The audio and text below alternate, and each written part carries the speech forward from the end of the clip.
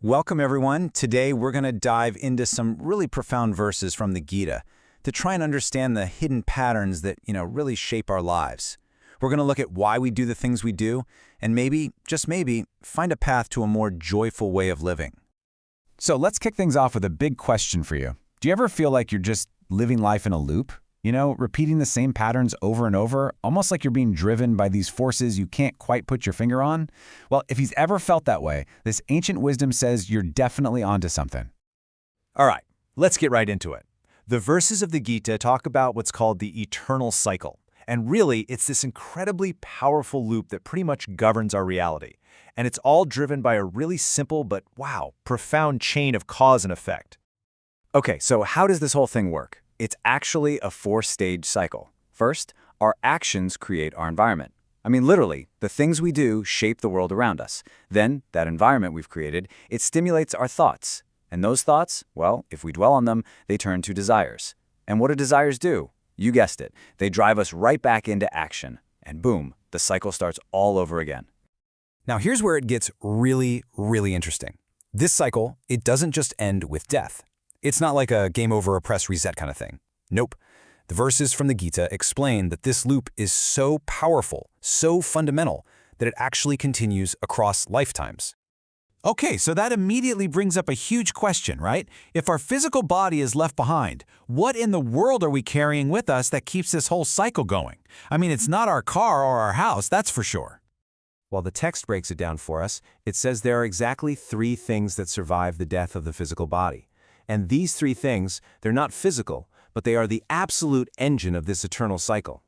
First up, we have what are called impressions. The easiest way to think about this is like a kind of cosmic balance sheet. It's the accumulated result of all your past actions, both good and bad. This is what determines your future environment. Everything from the people you'll meet to the situations you'll find yourself in. The second thing we carry with us, our preferences. These are all our tastes, our likes, our dislikes, the things we've strengthened over time through repeated actions.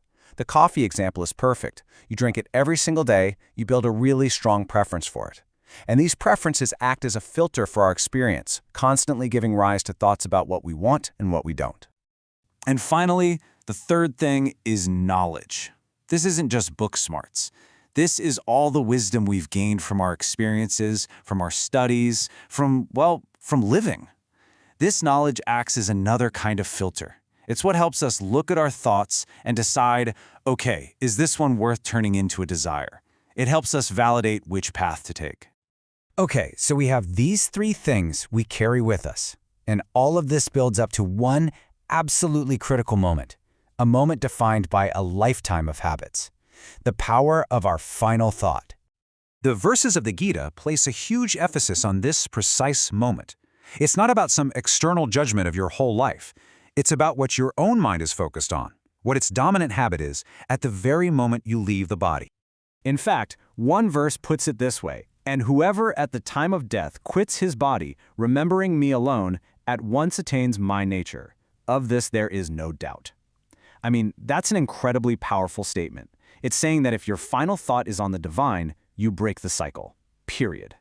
And another verse backs this up, saying, "O Arjuna, thinking of whatever object one gives up the body at the time of death, that very object one attains without fail."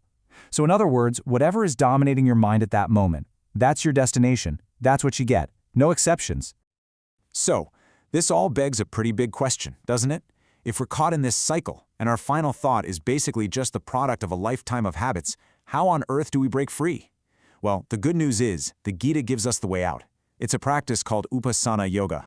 And let's be clear, this isn't about bending into pretzels or anything like that. Upasana Yoga is a mental exercise. It's all about refining the mind. It's the practice of deliberately, consciously, turning your mind towards God, through repetition, through dedication, through study. It's training for your mind. And here's the absolute key. Just having the knowledge isn't enough. It's like knowing that smoking is bad for you, that doesn't magically make you quit, right? You have to practice not smoking to overcome that deep-seated preference. It's the exact same principle here. Knowing God is the source of happiness is one thing, but you have to actively practice thinking about God to actually redirect your mind's habits. So, how does this all come together into a path forward? Well, these verses basically give us a blueprint, a path, to what it calls joyful living.